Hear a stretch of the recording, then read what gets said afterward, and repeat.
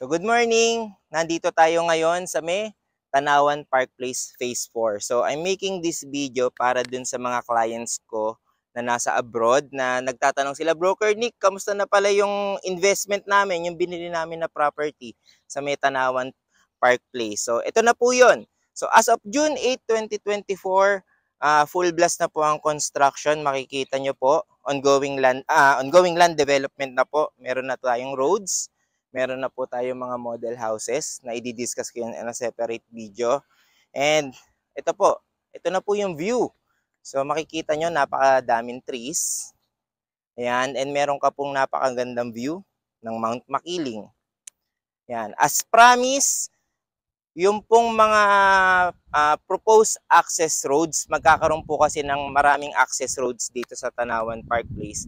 So, by year 2025, may bubuksan na po ng mga access roads. So, mas madali na po talaga yung accessibility dito. And, ang magandang part doon, mas magtataas na yung value ng property.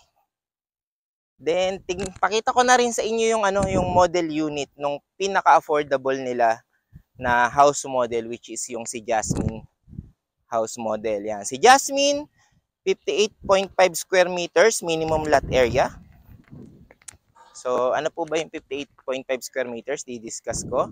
And yung floor area po niya is 44.5. Meron siya 1 bathroom, up and down siya, and may provision siya for 2 bedrooms. Yan. Single attached kasi meron kang firewall. Then, dito, pwede tayo magkaroon ng pocket garden. Ipapagate po natin to if ever. Then, ang maganda kay Jasmine, meron na po siyang 1-car garage. Sa inyo po yan. Ayan. So, 1-car garage, SUV, kasyang-kasya po dyan. Or 1 or 2, kasya pa nga eh. So, then, very Axia yung design niya. If familiar kayo kay Axia developer, pare-pareho lang naman ang design niya palagi. Meron deco stones. Ayan.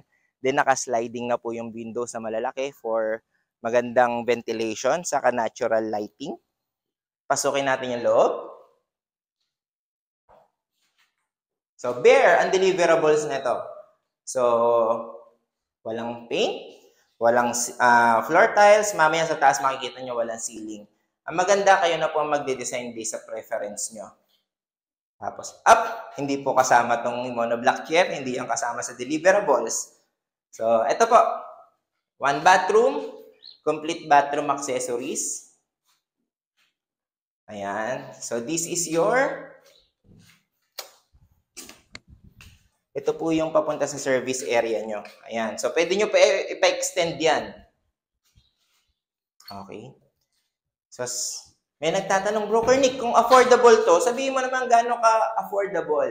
So, I'll discuss with you the computation. Kontakin nyo lang po ako.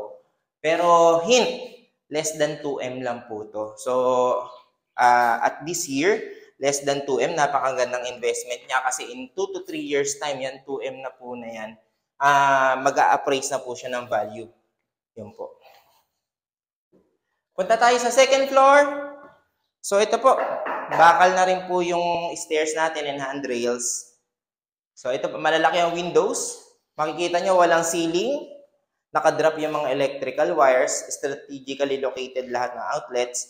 Kayo na po magpapalagay ng partition. Pero maluwag na maluwag po ito sa 2 bedrooms. Ayan po. And most of all, napakaganda pagising mo. Kita mo yung Mount Makiling. Saka malamig po dito actually. Lalo na siguro kapag mga December season, di ba? Yan. Malapit rin po siya sa SM Santo Tomas. Siguro mga 10 to 15 minutes nasa SM Santo Tomas ka na. Malapit sa palengke, malapit sa schools, malapit sa lahat, sa hospitals, lahat ng major establishments. Kasi nga magkakaroon siya ng maraming access roads. Ayan. So, if wala ka pang property, gusto mo ng affordable dito sa Tanawan, Batangas, kindly contact me para ma-discuss ko sa inyo, mapakita ko personally. So, thank you so much.